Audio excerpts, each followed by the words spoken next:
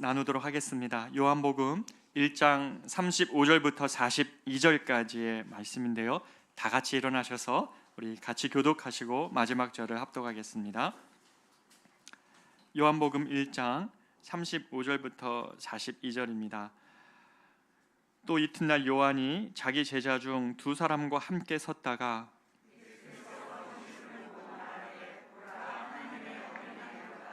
두 제자가 그의 말을 듣고 예수를 따르거늘 예수께서 돌이켜 그 따르는 것을 보시고 물어 이르시되 무엇을 구하느냐 이르되 라비여 어디 계시리까 하니 선생이라. 예수께서 이르시되 와서 보라. 그러므로 그들이 가서 계신 데를 보고 그날 함께 거하니 때가 10시쯤 되었더라. 요한의 말을 듣고 예수를 따르는 두 사람 중에 하나는 시몬 베드로의 형제 그가 먼저 자기의 형제 시몬을 찾아 말하되 우리가 메시아를 만났다 하고 메시아는 번역하면 그리스도라. 데리고 예수께로 오니 예수께서 보시고 이르시되 내가 요한의 아들 시몬이니 장차 게바라 하리라 하시니라. 게바는 번역하면 베드로라. 아멘. 자리에 앉겠습니다.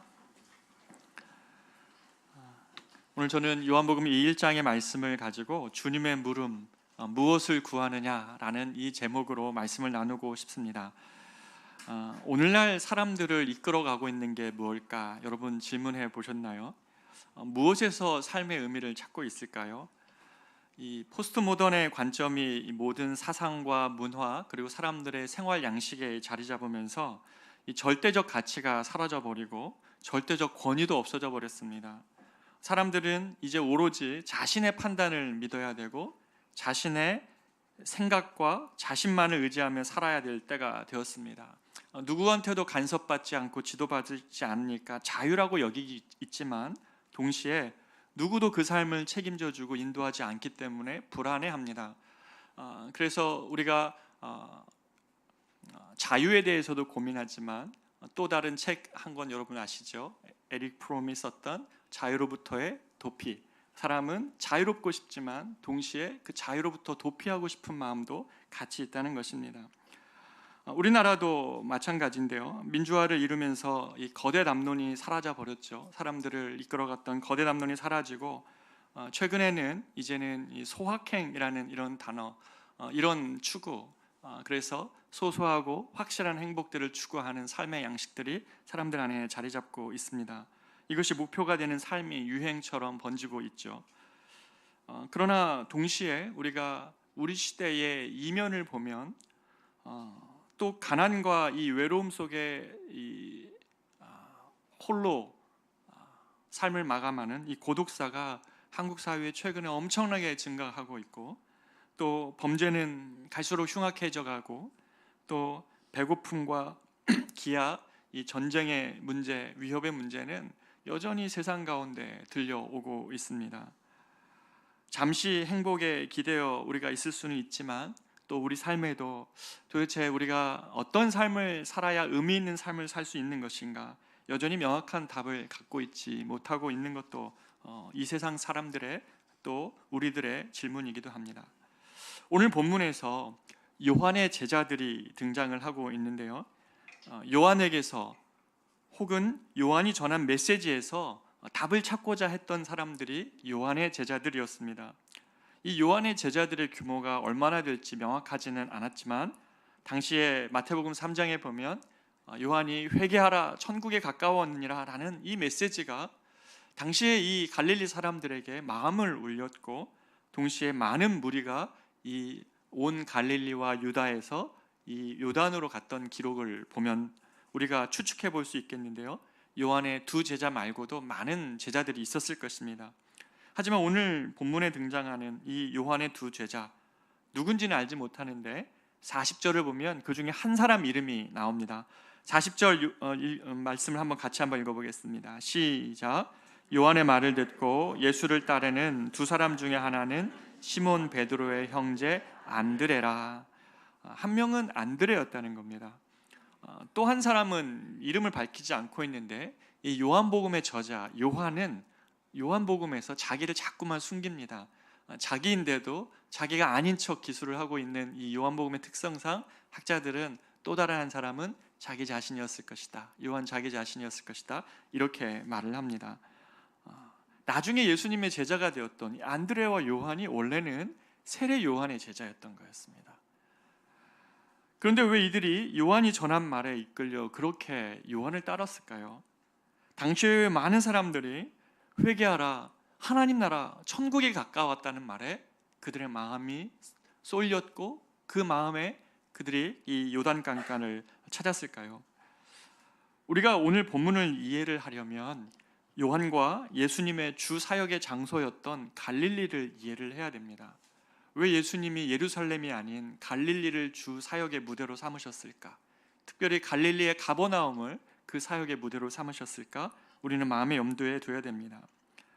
성경에서 말씀하시는 유대 변방의 갈릴리는 이렇게 묘사가 됩니다. 이사야서 9장 2절입니다. 같이 한번 이사야서 9장 2절을 읽어보겠습니다. 시작. 흑암에 행하던 백성이 큰 빛을 보고 사망의 그늘질 땅에 거주하던 자에게 빛이 비치도다. 아멘. 왜 그들이 흑암에 빠져있는 흑암에 행하던 백성인지, 왜 사망의 그늘진 땅에 거주하던 자들이 이 갈릴리 사람들인지 당시의 역사적, 경제적, 문화적 상황을 보면 우리가 이해할 수 있습니다. 왜 이렇게 갈릴리는 흑암에 행하던 백성이고 그리고 사망의 그늘 안에 살고 있었던 백성과 같았는지 우리가 한번 살펴보기를 원합니다. 역사적으로 이스라엘은 예수님이 오시기 전에 무려 600년 기간 동안에 여러 강대국들의 연이은 그런 침탈 속에서 지배받았던 그런 곳이 바로 이 팔레스타인 이스라엘이었습니다. 아수르, 바벨론, 그리고 페르시아, 마케도니아, 로마로 이어지는 이 일대의 강대국들이 끊임없이 이 지역을 침탈을 했습니다. 왜냐하면 이 동서의 중앙, 그러니까 오른쪽에서 동쪽에서 제국이 일어나면 서쪽을 침략하기 위해서 이스라엘을 거쳐가고 서쪽에서 제국이 일어나면 동쪽을 침략하기 위해서 이스라엘을 교두보로 삼았기 때문에 이곳은 항상 외세의 침략을 끊이지 않았던 역사적인 그런 고통의 도시였습니다. 특별히 갈릴리는 이 아프리카와 아시아로 이어지는 육로로서의 교통로였기 때문에 전략적으로 매우 중요한 지역이어서 갈릴리는 항상 침탈과 착취의 대상이 되었다는 것이죠. 사실 갈릴리는요, 우리가 생각했던 것만큼 그렇게 가난한 지역이 아닙니다. 갈릴리는 이 두 지역으로 나누는데 이 갈릴리 위쪽에 북쪽 갈릴리와 갈릴리 남쪽의 남쪽 갈릴리로 이렇게 나누어집니다. 이 북쪽 갈릴리에는 뭐가 있냐면 헐몬산이 있습니다. 이 헐몬산, 그 만년설이 있었던 헐몬산이 있어서 헐몬산에서 눈이 녹아서 그 눈이 흘러내리면 그것이 갈릴리 바다로 흘러들어서 갈릴리를 이루고 있는 그런 곳이죠. 산악 지역이기 때문에 이게 관광지로, 오늘날 관광지로는 유명하지만 당시에 어떤 농업이나 어떤 농작물을 키우기에는 척박한 그런 곳이었습니다. 그러나 반대로 이 남쪽 갈릴리는 매우 비옥한 곳이었습니다. 낮은 구릉들이 있었고 평야가 펼쳐져 있었던 비옥한 곳이었습니다. 농사짓기에 적합한 곳이어가지고 이 많은 갈릴리 사람들이 여기에서 소규모로 채소를 키우고 포도원과 과수원과 꽃과 나물, 어떤 농작물들을 이렇게 경작했던 곳으로 기록되어져 있습니다. 그러니까 갈릴리는 바다도 있었고요, 호수 같은 바다, 아니요 바다 같은 호수였던 갈릴리도 있었고, 그리고 남쪽 지역은 풍성한 소출을 가지고 있었던 그런 지역이었습니다. 풍부한 수량을 가지고 있었던 갈릴리 바다였기 때문에 여기서는 어업이 번성했고 그것을 통해 무역했던 그런 곳이었습니다. 그래서 우리에게 갈릴리 어부가 유명한 것이죠. 그런데 문제는 뭡니까? 이런 갈릴리 사람들이 늘 가난에 처했습니다. 고통받는 가난한 사람들이었습니다. 침략자들은 언제나 이 갈릴리 지역을 수탈했는데 이 역사가 이 요세푸스에 의하면 당시 갈릴리에는 한 200여 개의 촌락들이 있었다고 이야기합니다. 그런데 이 오랜 기간 동안에 이 갈릴리는 착취되다 보니까 여러 민족들의 수탈 속에서 경제적으로도 일어설 수 없었던 것뿐만 아니라 민족적으로도 여러 군인들이 여인들을 짓밟고 갔기 때문에 그들의 혈통의 순수성도 유지하기가 어려웠던 그런 동네라고 합니다. 많은 민족들이 또 섞여 살고 있었던 그런 기록도 있었던 땅이어서 이사야서 9장 1절에 보면 이 갈릴리를 향한 별명이 뭐였냐면 이방의 갈릴리 이렇게 얘기합니다. 분명히 유대 민족이었고 유대인의 땅인데도 이방의 갈릴리라고 얘기했고, 그렇기 때문에 유대인조차 이들은 갈릴리 사람이 아니냐라고 얘기하면서 이 갈릴리 사람들 하면 차별받고 소외된 그런 사람들입니다. 그런데 예수님 당시에도 이 갈릴리가 그렇게 경제적으로 자연적으로 문제되지 않는, 환경이 나쁘지 않았음에도 불구하고 이 갈릴리 사람들이 가난해질 대로 가난해진 이유가 있었습니다. 그것은 바로 세금 문제 때문이었습니다. 이 아버지 헤롯이 죽자 이 AD 4세기경에 헤롯 안티파스가 이 갈릴리 지역의 분봉왕이 됩니다. 근데 이 야심가였던 이 헤롯 안티파스는 이 베레아와 갈릴리 이 지역 좁은 땅을 받았는데, 받아보고 나니까 큰 도시도 하나 없고 또 왕궁에 속한 땅도 하나 제대로 없는 것입니다. 그러다 보니 이 갈릴리 지역 사람들에게 엄청나게 세금을 부과하고 도시를 건설하게 할 돈을 착취를 하기 시작했습니다. 그러면서 세금 징수원들이 조직화되기 시작을 했습니다. 예루살렘이 본거지였었던 헤롯 대왕에 있어서는 저 갈릴리는 변방이어서 잘 관리가 안 됐는데, 갈릴리 지역의 분봉왕이었던 이 헤롯 안티파스는 세금을 거두기 위해서 아주 세리를 조직화하고 사람들이 수확을 하면 그 자리에 가서 기다리고 있다가 사람들에게 수확의 3분의 1 이상을 걷어가 버리는 이런 착취를 했던 것입니다. 추수가 되면 많은 세리들을 보내어 수확량을 예외 없이 징수했던 것이죠. 이뿐만이 아니었습니다. 이 갈릴리 사람들은 이중 세금 부과를 당하고 있었는데, 또 다른 세금은 무거운 종교세였습니다. 이 예루살렘의 집권자, 특권층들이 자신의 이 특권을 유지하고자 종교세를 임의로 부과합니다. 어떤 무슨 법칙이 있었던 것도 아니고 그때마다 무거운 세금을 이 갈릴리 사람들에게 부과했습니다. 요세푸스에 의하면 이 특정한 마을이나 이 지역의 농민들이 이 왕족과 이 예루살렘에서 부과하는 이 세금 때문에 그 공동체와 그 가정들이 무너져가고 있는 가슴 아픈 현실들을 요세푸스는 기록을 하고 있는데요. 이 곡식 생산이 조금만이라도 덜 되는 그 해가 되면 사람들은 이 세금을 내다 못해서 가족을 부양하면서도 이 세금을 부과하는 것이 너무너무 어려워서 그 다음 해에 낼 세금을 내겠다 하면서 일단은 곡식을 임차를 합니다. 그렇게 가족을 부양하다 보면서 약속을 못 지킨 다음 해가 되면 그들이 오랫동안 경작했던 땅을 빼앗기고 맙니다. 그러면서 이들이 거리로 내몰렸고 공동체는 해체됐고, 왜 수많은 사람들이 광야로 몰려와서 예수님의 말씀을 들으실 때 예수님이 그들에게 떡과 물고기로 그들을 먹이셨습니까? 왜 갈릴리 사람들이 이렇게 유리방황합니까? 미라클 크리스마스라는 공연이 하나 있는데요, 거기 보면 예수님 당시에 갈릴리 사람들의 이야기가 나오는데, 그 공연에 보면 사람들이 너무 곰핍해요. 광야에서 그냥 가족들과 함께 그 밤을 지새는 많은 사람들이 있습니다.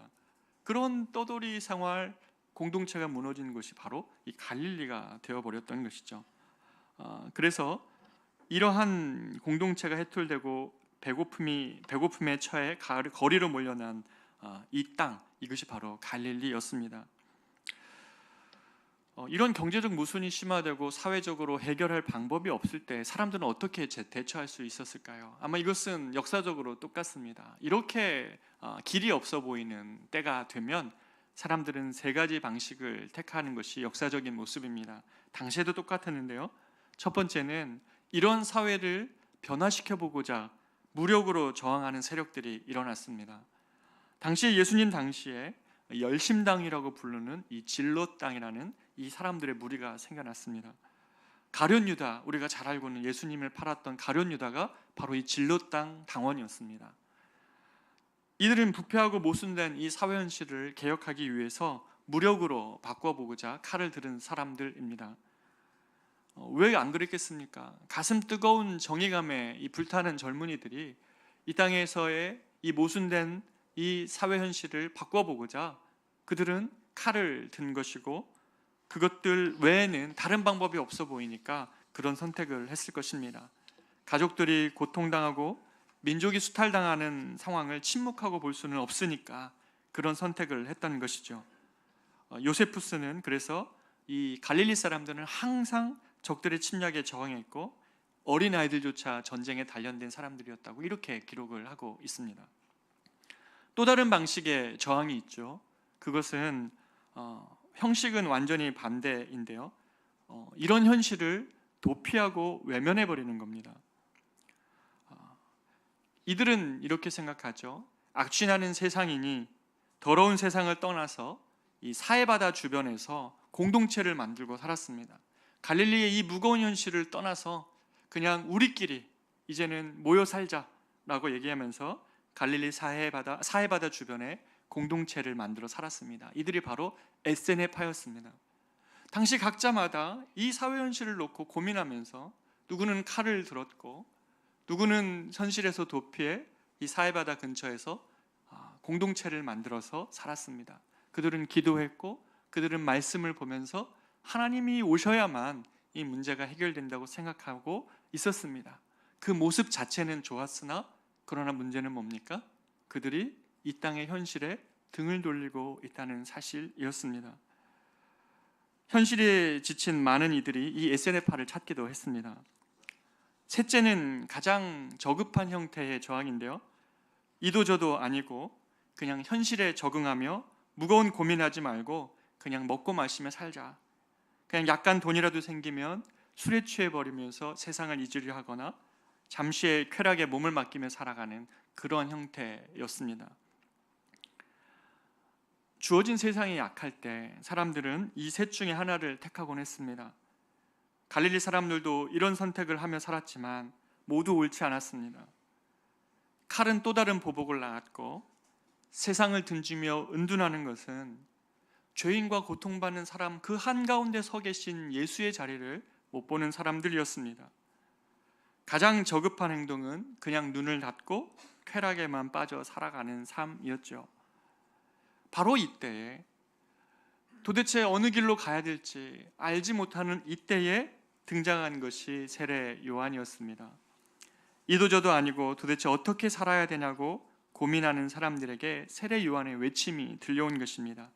마태복음 3장 1절 2절입니다. 우리 같이 한번 읽어보겠습니다.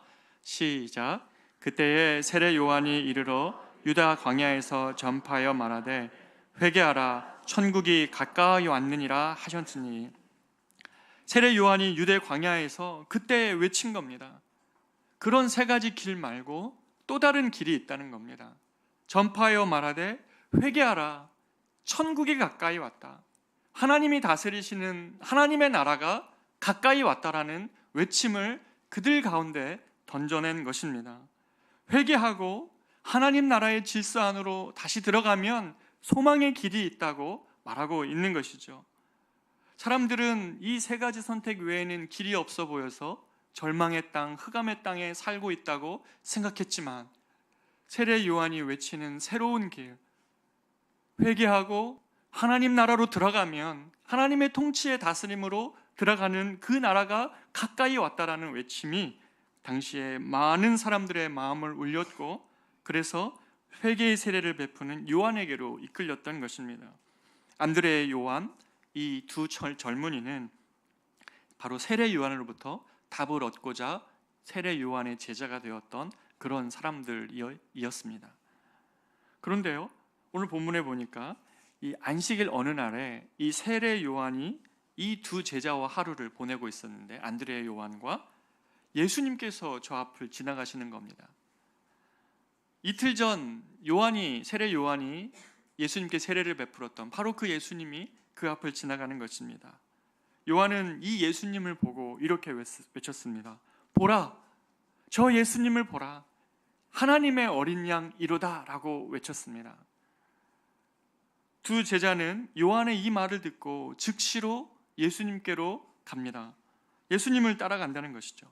주저함도 없고 부르지도 예수님 부르신 것도 아닌데 바로 그들 안에 있는 그 갈망, 그것에 대한 답을 찾고 싶어서 이 흑암과 어두운 땅에서 어떻게 살아내야 될지를 답을 찾고 싶어서 본능적으로 예수님을 따라갑니다. 왜 그랬을까요? 요한의 말의 뜻은 이거죠. 보라 하나님의 어린 양이라는 말은 바로 그겁니다. 보아라, 저기 예수님, 저분이야말로 우리들에게 답을 주실 수 있는 분이다. 내가 아니라 나는 저분을 예비하는 분일 뿐, 예수님 저분이야말로 이 세상에서 우리가 따라야 될 길이고 이 세상의 답이라고 말하고 있는 것이죠. 그분은 세상 죄를 지고 가는 하나님의 어린 양이다. 세상의 죄를 지고 가는 하나님의 어린 양이라고 그렇게 말하고 있었습니다. 요한은 주저함없이 제자들을 보냈고 제자들은 즉시로 결단하고 예수님을 따릅니다. 예수님께서는 자기를 따르는 이 두 사람에게 묻습니다. 안드레와 요한에게 뒤를 돌려 물으시면서 너희는 무엇을 구하느냐? 38절에 보면 너희는 나에게 무엇을 기대하느냐? 나에게서 무엇을 찾기에 나를 쫓느냐라고 물으십니다. 예수님은 이 제자들에게 너희가 얻고자 하는 것이 무엇이냐라고 묻는 것이죠. 사실 예수님이 그들이 얻고자 하는 것을 모르지 않으셨습니다. 예수님은 갈릴리인들의 고통을 너무 잘 아셨기 때문에 예수님이 예루살렘이 아닌 갈릴리 지역에서 하나님 나라를 선포하셨던 것입니다. 예수님은 당시에 이 갈릴리의 비참함 속에서 무력으로 세상을 정복하고 로마를 정복하고 이스라엘 나라를 너희가 세우고 싶으냐? 그것이 나에게 기대하는 바냐? 그렇다면 너희는 잘못 찾았다. 나는 무력으로 세상을 정복하는 혁명가가 아니라고 말씀하시는 겁니다. 또 주님 말씀하시죠. 너희는 나를 왜 따르느냐? 혹시 내가 세상은 등지고 은둔하며 온종일 기도하고 말씀만 보면서 너희를 이끌 그런 SNF한 너희들을 이끌 공동체를 찾느냐? 이 땅의 현실은 뒤로 하고 눈 감고 그런 삶을 찾는 삶을 이끌 지도자가 필요한 것이냐? 그것도 잘못 찾았다. 나는 그런 지도자가 아니라고 말합니다. 혹이라도 너희가 떡과 쾌락을 줄 것을 너희에게 줄 것을 기대하느냐? 그것도 역시 내가 주려는 본질이 아니라고 주님은 말씀하시는 것이죠. 무엇을 구하는가? 우리가 예수님을 따르면서 놓치지 않는 가장 주님이 주시고자 하셨던 그것, 또 우리가 주님께 기대해야 되는 것이 무엇인가? 이것은 시공간을 넘어서 우리에게도 오늘날 동일한 질문을 하고 있는 질문입니다. 우리는 왜 주님을 따르며 주님께로부터 무엇을 기대하는 것입니까? 떡을 구했던 무리들은 주님을 떠나버렸고 열심당원이었던 이 가룟 유다는 예수님을 돈을 받고 팔아넘겼습니다. 표적과 기사를 쫓으며 열광했던 이들도 자기 자신을 구원하지 못하는 것처럼 십자가에 달리신 예수님을 보면서 예수님으로부터 돌아섰습니다. 각자가 예수님에게서 바랐던 것들을 가지고 있는 사람들은 낮아짐으로 십자가에 달리시는 그 주님 앞에 그 진정한 의미가 무엇인지 모른 채 다 떠나가 버렸습니다. 잘못된 목적을 가지고 주님을 따르는 자들은 필히 주님을 다 떠나가게 됩니다. 어떨 때 우리도 실망하며 주님께 떠나간 사람들을 주변에서 보기도 합니다. 현실을 바꿀 능력이 없는 것 아니냐고 믿음을 저버리기도 하는 것이죠. 우리는 우리 스스로에게 물어봐야 됩니다. 우리는 왜 주님을 믿고 따르는 겁니까? 주님께 무엇을 기대하는 겁니까? 제자들은 갑작스러운 예수님이 무엇을 원하느냐라는 이 질문을 받고 이 안드레와 요한은 무척 당황한 것 같아요. 갑작스럽게 주님이 왜 따라오냐고 물어보니까 미처 답할 것을 찾지 못하면서 동문서답합니다. 주님 어디에 계십니까? 주님 어디에 사십니까? 어디에 거주하십니까? 이런 질문이거든요. 답이거든요. 그랬더니 주님이 우리 교회 이름인 Come and See를 유명한 답입니다. 와보라. 이게 무슨 답입니까? 너희가 구하는 것 그것 와라. 일단 와서 나와 함께 내가 있는 곳에서 함께 나눠보자꾸나. Come and See입니다. 너희가 오면 보게 될 것이다 라고 말하는 겁니다. 이 초대를 받은 이 안드레와 요한이 바로 이날 그냥 주님을 따라갑니다. 그리고 이날은 오후 오늘 본문에는 10시로 나오죠. 오전 10시, 유대 시간으로 10시. 근데 이거를 오늘날 우리 시간을 환산하면 오후 4시입니다. 오후 4시면 해가 뉘엿뉘엿 질 때인데 바로 그때 세례 요한이 Come and see, 와서 보라라는 이 주님의 물음에 답하여서 그날 즉시로 예수님과 함께 시간을 보냅니다. 밤늦도록 대화했을 겁니다. 기적 하나 일어난 일 없었지만 그날 이 둘은 예수님과 깊이 대화하고 예수님으로부터 가르침을 받고 예수님으로부터 말씀을 풀어주는 그런 은혜를 입습니다.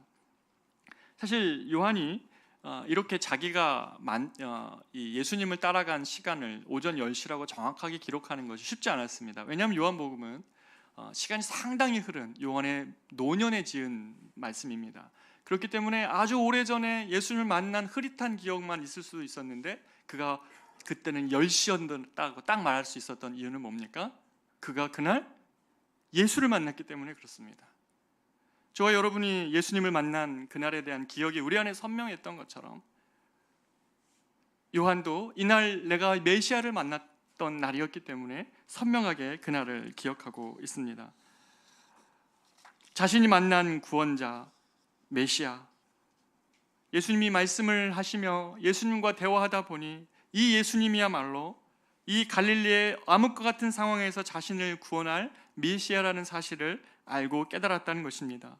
그렇기 때문에 그는 날이 밝자마자 그날 하루를 온전히 보낸 다음에 다음날 자기 형제 시몬을 찾아가서 이 베드로를 찾아가서 우리가 메시아를 만났다고, 우리가 드디어 찾던 그 답, 우리가 그렇게 이 땅의 현실 속에서 찾고자 했던 그 답이었던 메시아를 만났다고 자기 형제 베드로에게 이야기를 하는 겁니다. 내가 메시아를 만났다고요. 확신과 소망에 가득해서 그들의 갈망에 도달한 그 목적지와 같았던 이 메시아를 베드로에게 소개를 한 것이죠. 안드레와 요한은 이날 주님을 만나 눈이 열렸습니다.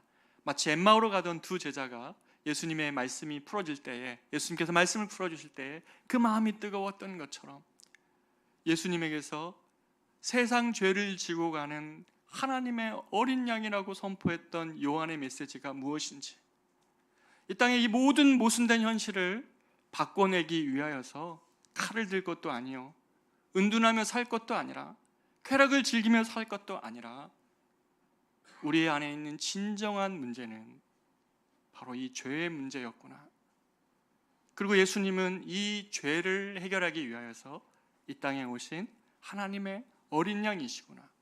이 문제가 해결되어지지 않는 이상 우리가 선택한 모든 길은 참된 세상의 회복의 길이 아니구나 라는 것을 이날 제자들은 알게 되었던 것입니다. 주님은 자신을 따르면 알게 될 것이라는 말씀 그대로 밤이 맞도록 예수님과 대화할 때 주님은 그들의 눈을 여셨고 드디어 예수님이 메시아이심을 그들은 깨달아 알게 되었던 것이죠.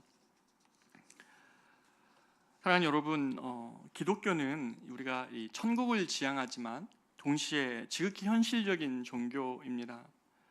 천국을 약속하지만 이 땅의 모순과 악함에 대해서 우리가 눈을 감아서는 안 되는 것이 주님의 가르침이라는 것이죠. 예전에 저 교회사를 공부할 때 이 에피소드가 생각이 나는데, 일제시대 때 이토 히로부미가 우리나라 선교사들을 회유한 기록이 있습니다. 왜냐하면 문화정책을 펼쳐야 되고 이 한국의 조선을 온전히 병합하려면 이 선교사들의 협조가 필요했습니다. 왜냐하면 선교사들 주입 배경에는 여러 열강이 있었기 때문에 그들이 조선 식민지를 정당화해주지 않는다면 그 식민지 선교사들의 생각은 언제나 위협의 요소였기 때문에 그들을 회유하려고 했습니다. 그러면서 이토 히로부미가 했던 방법이 뭐냐면 조선의 기독교가 가진 모든 기득권을 인정해 줍니다.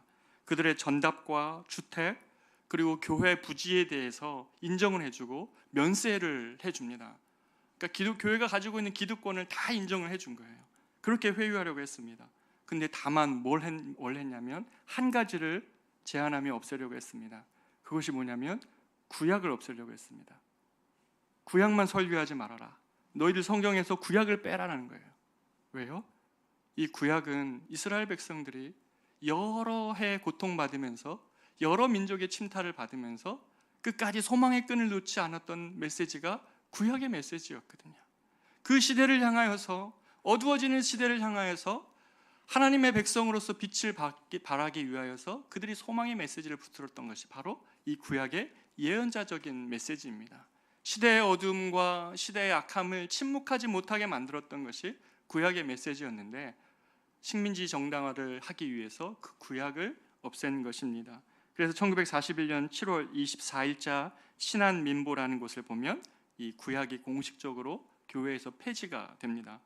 그러면서 현실에 눈을 닫고 내세만을 지향하게 하는 기독교로 이 권세자에게 굴복하라는 메시지가 교회에서 공공연하게 들려지기 시작했던 것이죠.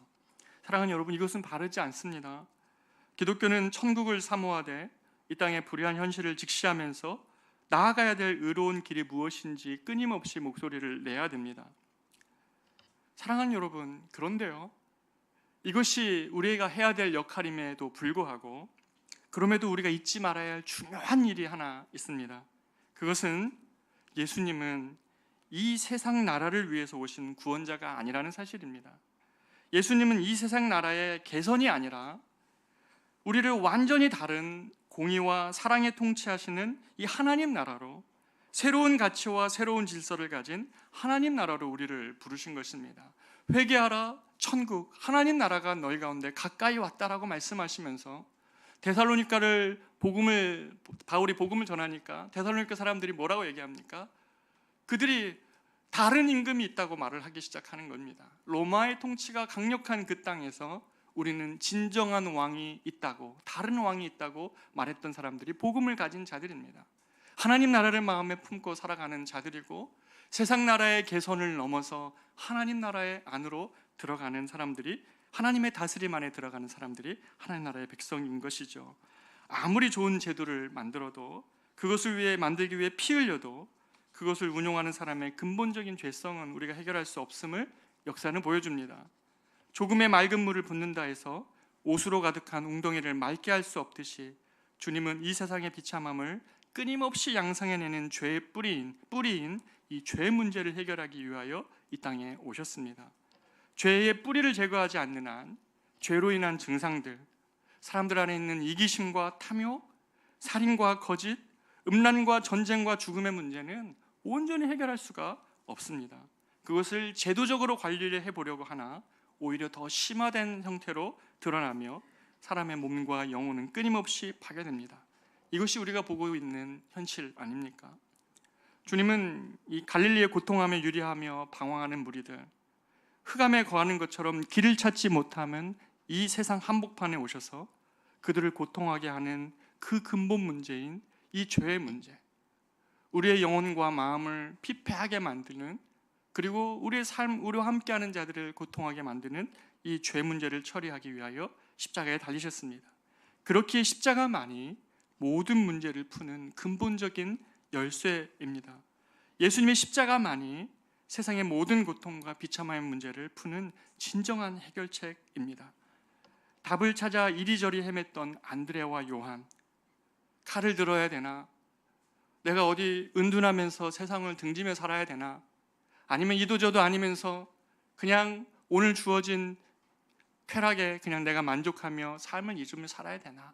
이렇게 고민했던 이들에게 예수님이야말로 세상에 죄를 지고 가는 하나님의 어린 양, 그에게 나와 죄를 자복하며 하나님으로부터 새로움을 입고 새로운 피조물이 되어서 하나님의 통치와 다스림, 사랑과 정의를 사모하며 하나님의 사랑 안에서 이 땅에서 선을 행하며 생하는 그런 하나님의 새 백성, 바로 그것만이, 그러한 자들이 정치를 하고, 그러한 자들이 경제의 주체로 서고, 그러한 자들이 학교에서 학생들을 가르치며 그러한 꿈을 갖고 살아가는 그리스도인들이 많아질 때만이 이 땅은 변화되어지고 이 땅은 하나님의 관점 안에서 회복의 은혜를 누리기 시작하는 것이죠.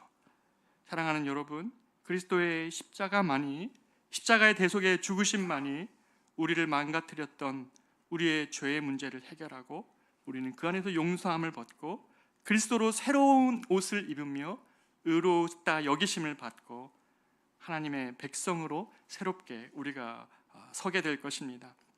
시스템이나 제도가 아니라 우리 각 사람 안에 하나님 나라가 먼저 이루어지는 것, 그러한 사람들이 만들어내는 시스템, 제도, 이것이 중요한 것이죠.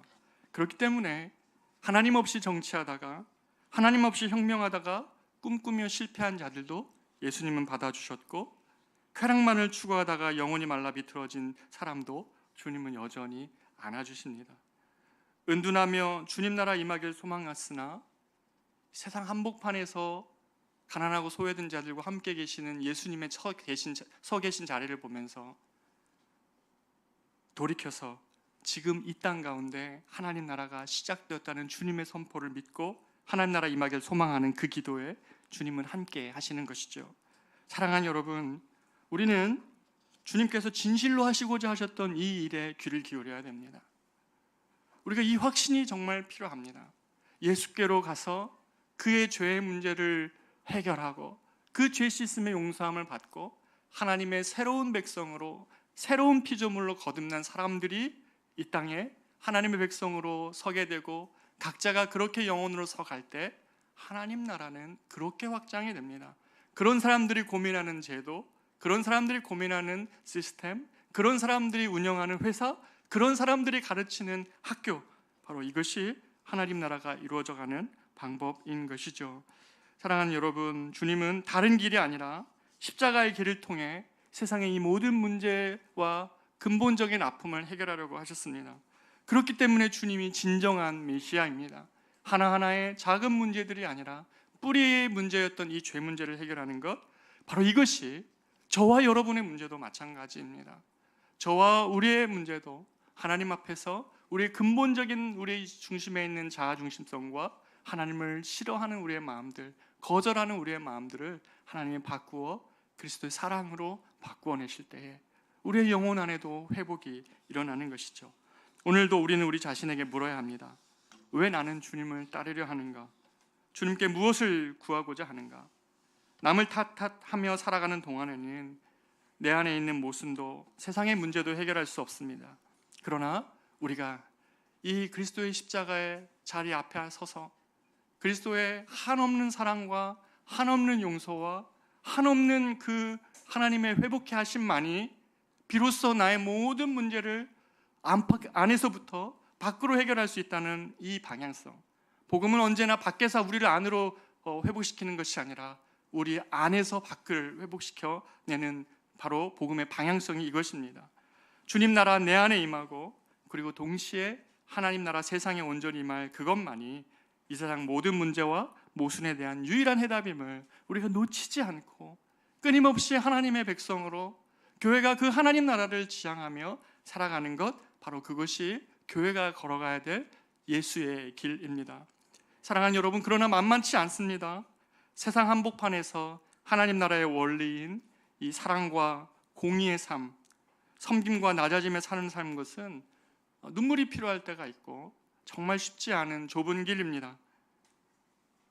때로는 그 좁은 길이 너무 길어지는 것 같아서 힘들기도 합니다. 그러나 하박국 선지자가 무엇을 보고 있습니까? 물이 바다를 덮음같이 여호와를 인정하는 것이 온 세상에 가득할 것이다.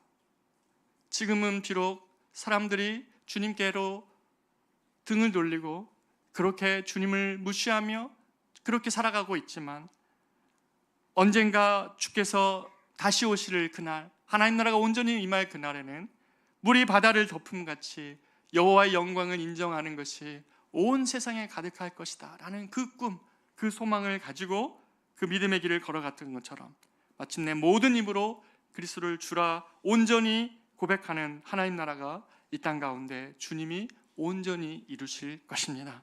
우리는 그 약속 믿고 오늘도 사람들을 그리스도께로 초청하는 것입니다. 커맨시 교회 이름 여러분 잘 설명해 주십시오. 우리 교회 오라는 거 아닙니다. 우리 다 연약해요. 우리가 특별하지 않습니다. 특별한 분은 예수님밖에 없습니다. 그 예수님께 소망이 있다고 믿는 한 사람들은, 그러나 우리는 사람들께 초청할 수 있습니다. 커맨시 와서 보라, 나와 대화해보고 오늘 밤을 나와 같이 해보자.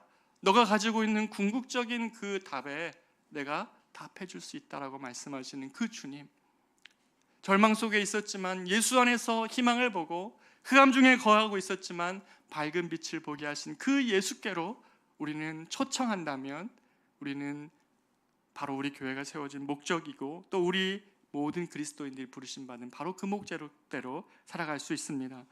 우리는 이 위대한 부르심을 받고 교회를 개척했습니다.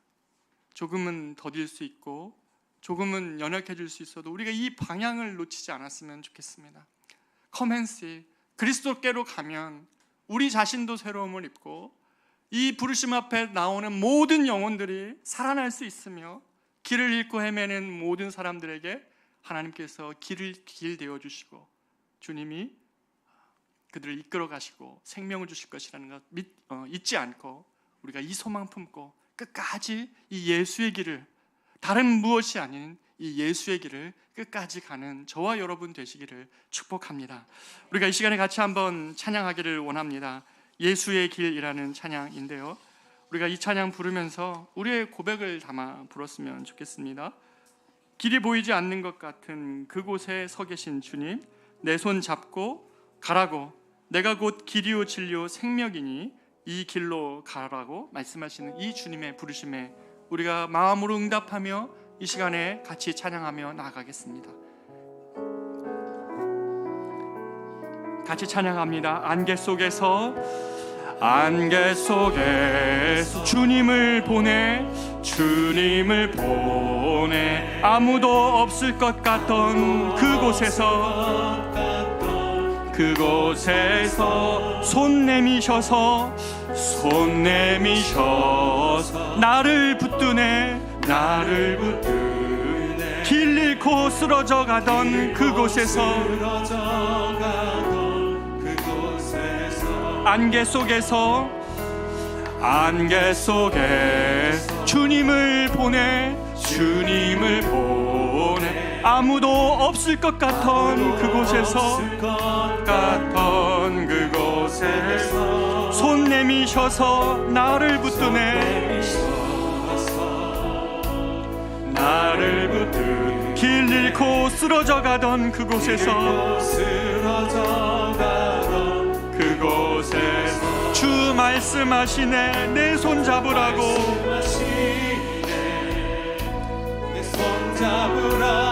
내가 곧 길이요 진리요 생명이니 나 그 길을 보내 주 예비하신 곳 다른 길로 돌아서지 않으리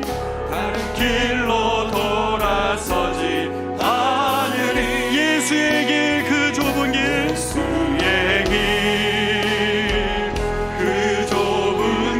나는 건네 주 손잡고 그 무엇도 두렵지 않네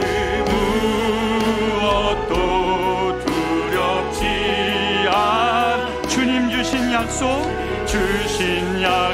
내게 있으니 세상의 길 그 험한 길 승리하네 성령으로 그 무엇도 바라지 마 저 하늘에 내 소망 있으니 예수의 길 그 좁은 길 나는 건네 주 손잡고 그 무엇도 두렵지 않아 주님 주신 약속 내게 있으니 아멘 세상의 길 그 좁은 길 그 험한 길 승리하네 성령으로 그 무엇도 바라지 않 저 하늘에 내 소망 있으니 사랑하는 여러분, 우리가 이 시간에 같이 한번 이 말씀 앞에 엎드려 기도했으면 좋겠습니다. 주님, 제가 갈릴리 사람입니다. 저도 답을 찾고 싶습니다. 요한과 안드레처럼 예수님께 나와왔지만 그러나 나는 답을 아직 못 찾았습니다. 그렇다면 이 시간 주님 앞에 나아가 주님 앞에 정말 나의 인생을 걸고 내가 따르는 이 길, 하나님 어떤 길입니까? 주님이 십자가에서 주신 하나님, 나의 이 근본적인 문제, 내가 혼자 있을 때마다 문득문득 나를 사로잡아가고 있는 그러한 죄들, 그러한 삶의 모순들, 우리 가정의 깨어짐이나 이 시대의 이런 고통 앞에서 하나님, 우리는 어떤 길을 가야 됩니까? 어떠한 부르심을 받았습니까? 라고 물을 때 주님 말씀하신 바로 그 길, 십자가의 길, 바로 그것만이 답이다라고 말씀하셨던 이 예수님의 길을 하나님, 나도 믿고 따라갑니다. 요한과 안드레가 주님과 교제하면서 내가 드디어 메시아를 만났다고, 내 삶의 소망이 되고 내가 드디어 답을 찾았다고 말하는 것처럼 하나님, 나에게도 이 십자가의 길이 답임을 믿습니다. 이것이 우리 가정을 살릴 겁니다. 하나님, 이것이 이 시대를 살릴 겁니다. 이것이 내가 서 있는 모든 곳에서 우리를 살아내게 하실, 살려내실 주님의 길입니다. 주여, 우리 교회가 이 길을 걷겠습니다. 이 길 걸으면서 사람들을 주님께로 초대하겠습니다. 하나님, 이 신실한 부르심에 우리 교회가 반응하며 잘 따라갈 수 있게 달라고, 우리가 이 시간에 주님의 이 길을 사모하며 같이 한번 기도하도록 하겠습니다. 기도합니다. 존귀하신 아버지 하나님, 그렇습니다. 우리가 이 갈릴리의 사람들과 같습니다. 아버지 하나님, 이 시대에서 다른 길을 찾아서 떠나가지만 하나님, 그 어느 곳에서도 하나님, 우리가 가야 할 진정한 길을 찾지 못합니다.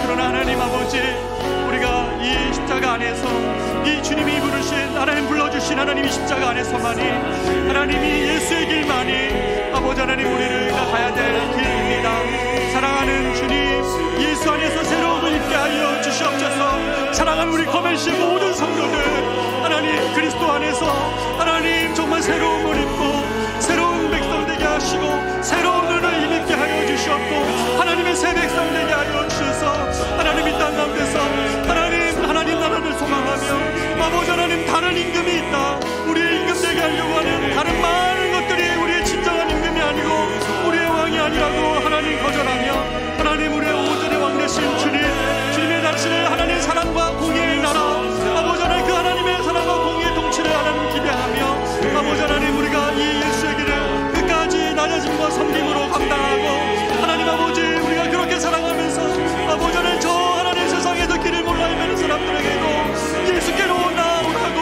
예수께로 나오면 답이 있다고, 당신이 찾는 그 모든 질문의 답을 주님이 주실 수 있다고 말하며 사람들을 그리스도께로 초청할 수 있는 아버지 그런 교회 될 수 있도록 주님 도와주시옵소서.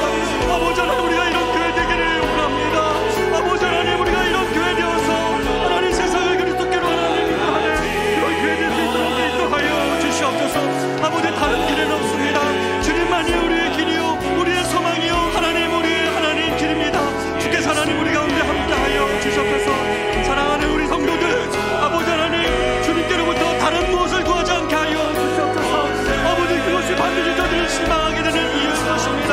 그러나 아버지, 십자가 앞에서 우리의 죄를 용서받고 아버지 우리의 이 근본적인 문제가 해결되어진 다음에 아버지 하나님, 하나님의 새 백성으로 하나님 이 땅을 살아가는 하나님의 하나님 정말 하나님 나라를 소망하는 하나님 그런 사람들로, 그런 하나님의 주의 자녀들 아버지를 살아낼 수 있도록 인도하여 주시옵소서. 혼두하고 답답하고 길을 잃었습니까? 그리스도께로 달려가게 하여 주시옵소서. 요한과 안드레가 만났던 그 주님을 저들도 만나서 저들이 살아가야 될 삶의 길들을 발견할 수 있도록 주님 함께하여 주시옵소서. 주님께서 하나님 우리에게 길이 되어 주심을 믿습니다. 주님께서 우리에게 다 같이 일어나 고백합니다. 예수의 길, 그 좁은 길 나는 건네 주 손잡고 그 무엇도 두렵지 않네.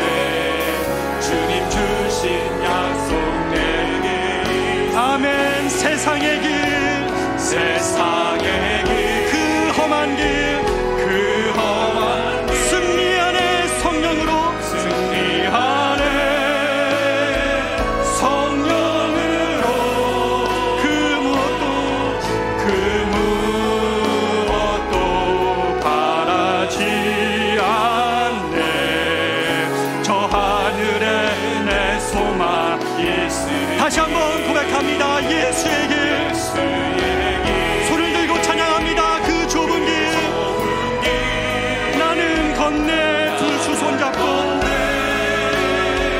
주 손잡고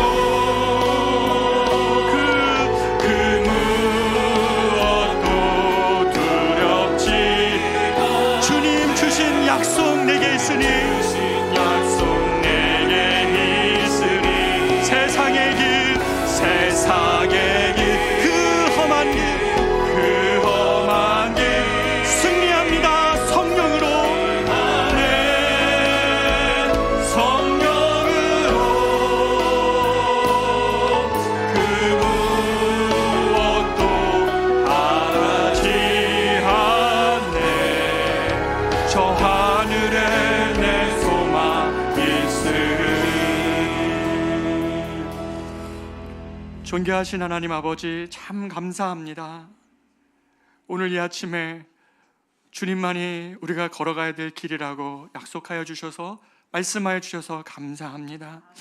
이 길 저 길 헤매다가 지치고 길을 잃었던 우리 성도들 있다면 오늘 아침 다시금 그 십자가의 사랑 앞에 머물러 앉아 살아가야 될 삶의 길을 발견하게 하여 주시옵고, 죄 가운데 여전히 거하면서 하나님의 사랑을 맛보지 못한 채 그렇게 곰핍한 마음 가운데 살고 있는 성도들 있다면 그리스도께로 나와 저의 죄를 해결하시고 그리스도의 의로 옷 입으며 하나님의 사랑과 통치 안으로 다 들어오라고 말씀하시는 이 하나님의 나라, 그 나라만이 이 땅 가운데 온전히 임할 때만이 이 세상의 모든 문제가 해결될 것임을 믿고 나아가는 우리 성도들을 주님 이 아침에도 붙잡아 주시옵소서.